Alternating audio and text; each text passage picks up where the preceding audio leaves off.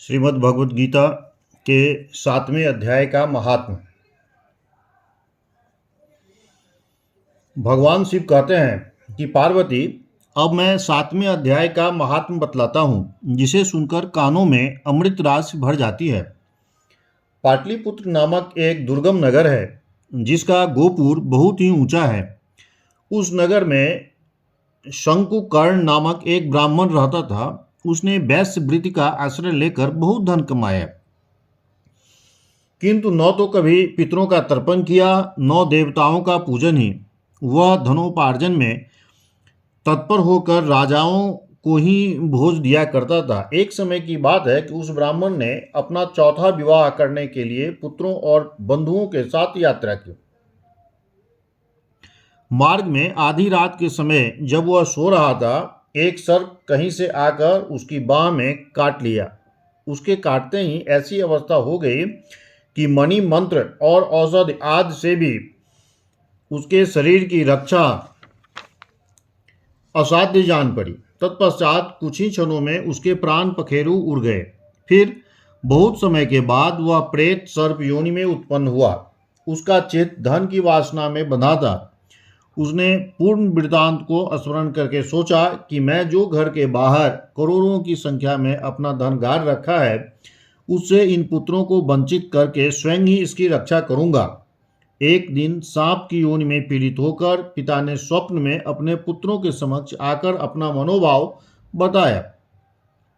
तब उसके निरंकुश पुत्रों ने सवेरे उठकर बड़े विस्मय के साथ एक दूसरे से स्वप्न की बातें कही। उनमें से मझला पुत्र कुदाल हाथ में लेकर घर से निकला और जहां उसके पिता सर्प योनि में धारण कर रहते थे, उस स्थान पर गया। यद्यपि उसे धन के स्थान पर ठीक ठाक पता नहीं था, तो भी उसने चिन्हों से उसका ठीक निश्चय कर लिया और लोभ बुद्धि से वहां पहुंचकर बॉबी को खोदना आरंभ किया। तब उस बॉबी से बड़ा भयानक सर्प प्रकट हुआ और बोला, ओ मूढ़, तू कौन है, किस लिए आया है, क्यों बिल खोद रहा है, अथवा किसने तुझे भेजा है? ये सारी बातें मेरे सामने बता। पुत्र बोला कि मैं आपका पुत्र हूँ, मेरा नाम शिव है। मैं रात्रि में देखे हुए स्वप्न से विस्मित होकर यहाँ का स्वर्ण लेने के कौतूहल से आया हूँ। पुत्र की यह वाणी सुनकर वह सांप हंसता हुआ उच्च स्वर से इस प्रकार स्पष्ट वचन बोला कि यदि तू मेरा पुत्र है तो मुझे शीघ्र ही बंधन से मुक्त कर। मैं पूर्व जन्म के गाड़े हुए धन के ही लिए सर्प योनि में उत्पन्न हुआ हूँ। पुत्र ने पूछा, पिताजी, आपकी मुक्ति कैसे होगी? इसका उपाय मुझे बताइए, क्योंकि मैं इस रात में सब लोगों को छोड़कर आपके पास आया हूँ। पिता ने कहा कि बेटा, गीता के अमृतमय 7वें अध्याय को छोड़कर मुझे मुक्त करने में तीर्थ, दान, तप और यज्ञ भी सर्वथा समर्थ नहीं है।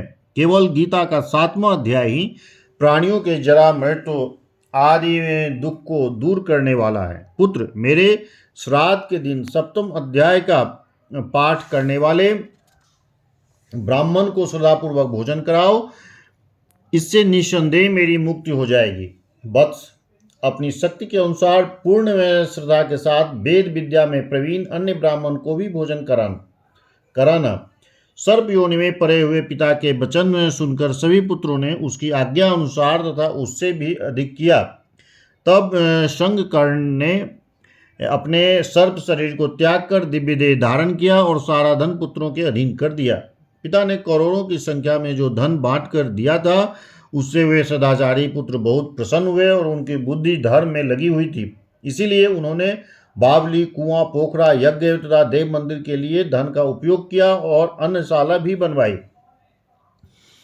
तत्पश्चात 7वें अध्याय का सदा जप करते हुए उन्होंने मोक्ष प्राप्त किया।